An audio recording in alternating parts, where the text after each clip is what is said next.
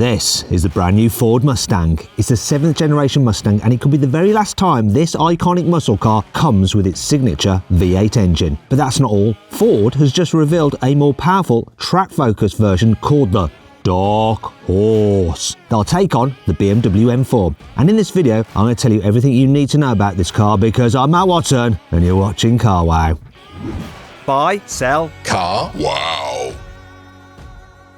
Recent Mustangs have done a great job of referencing the original car from the 1960s, but they all have their own individual character. The brand new Mustang does this especially well. It's a little sharper, a bit more angular than the previous generation car, thanks to a more upright front grille and squared off edges. The headlights aren't as pointy as before, but they're thinner, which make the car look meaner and more aggressive. There are a few different bumper designs depending on which engine you choose, but they all look simpler and less fussy than on the outgoing Mustang. Ford has also got rid of the horizontal daytime running lights that looked a little bit like an afterthought. From the side though, the new Mustang has a very similar silhouette to the current model. There's a long bonnet, a raked windscreen and a sloping roofline. However, Ford has actually tweaked the shape of the roof to make it easier to get in and out of the new car if you're wearing a racing helmet. It has also softened some of the creases down the side and made the rear wheel arches look even wider and curvier than before. It's a similar story around the back. The old car's contrasting boot lid trim is gone and the brake lights have a single kink in each vertical bar instead of two. You still get the Mustang's signature quad exhaust pipes underneath, and you can bet your bottom dollar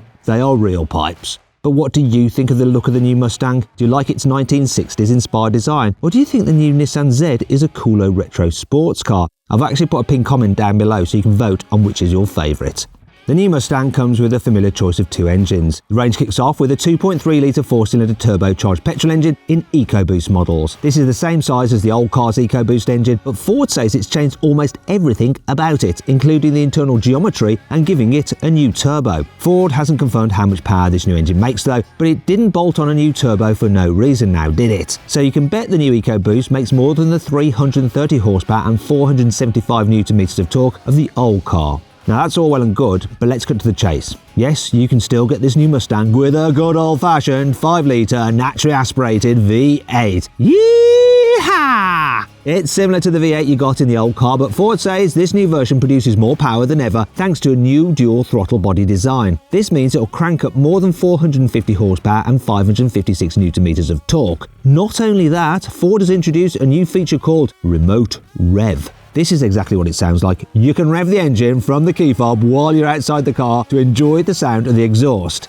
The interior is one area where Ford hasn't stuck to the old-school Mustang recipe. The 7th generation car comes with a completely new infotainment system that gets rid of the old car's analog dials. Now you get a 12-inch digital driver's display and a 13-inch central touchscreen on top of the dashboard. This runs some brand new software that features built-in Amazon Alexa. But Ford didn't stop at revamping the Mustang's onboard technology. It also completely redesigned the whole car's interior. Besides a new touchscreen, the biggest change is the new center console and dual air vents instead of the 3 round holes like you got on the old car. Thing is, this has left no space for physical buttons for the radio and climate control. Now you have to do all that through the touchscreen, which might prove a bit fiddly when you're driving. Anyway, you can get the new Mustang with a choice of seat designs. The range kicks off with cloth and vinyl seats in the entry-level car. Mid-spec models get fake leather trim and top specification GT versions come with real leather inserts. All models come with 2 small seats in the rear, just like the old car, although passengers won't want to spend too much time there unless they're very, very small people.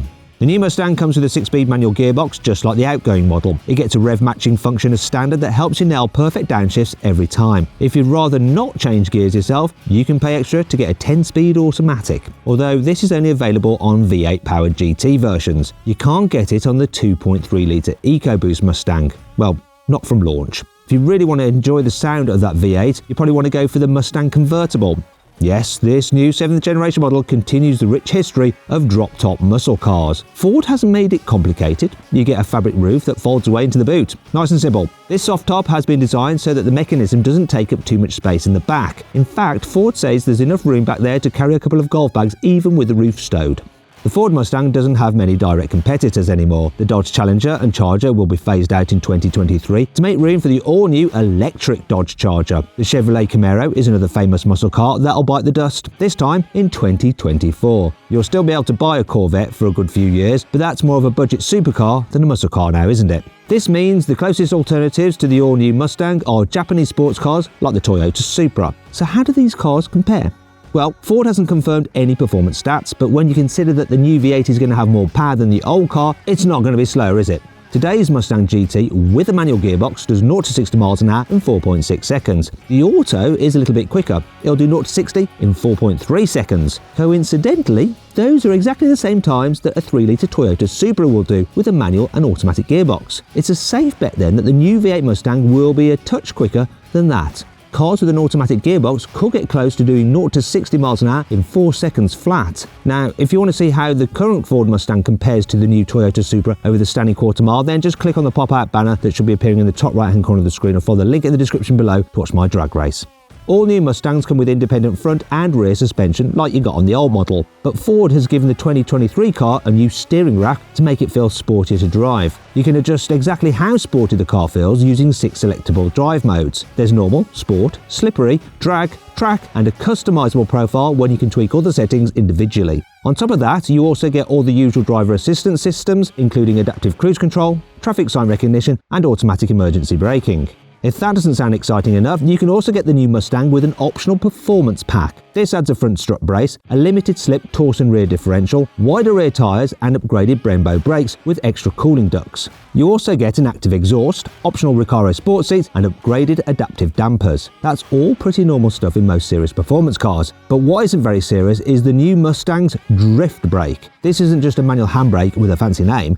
Oh no. It's a beefy electronic parking brake that's been designed specifically to let you practice drifting in your brand new Mustang. Ford has even designed the drift brake handle to look exactly like a regular handbrake. One of the most exciting things though about the forthcoming Mustang is the new Dark Horse model. You can think of it like Ford's version of BMW's M competition cars. It's a more powerful, more track-focused version of the V8 Mustang GT. For starters, Ford gave it a unique body kit with even bigger scoops, intakes and vents. Ford also tuned the engine and fitted conrods from the old 760 horsepower Mustang Shelby GT500. The company won't say exactly how much power this new Dark Horse actually makes, only that it's projecting 500 horsepower. This puts the new car in the same territory as the 510 horsepower BMW M4 competition. However, you won't be able to get the Mustang with four-wheel drive like that car, but you will be able to get it with the option of an automatic or manual gearbox. Hooray for the H pattern! There's also an optional handling pack that adds wider tyres, stiffer core springs, thicker anti-roll bars and a new rear wing. It's all designed to give you better traction, stability and control on a racing circuit.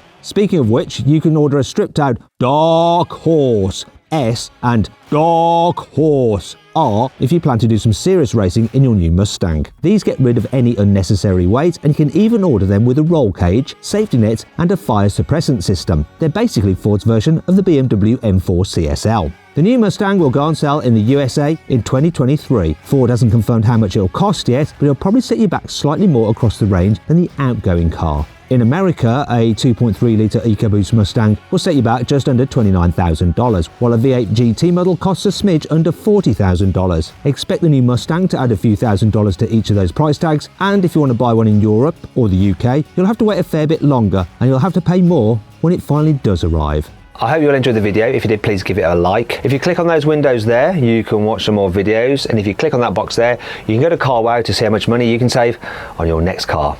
Thanks for watching.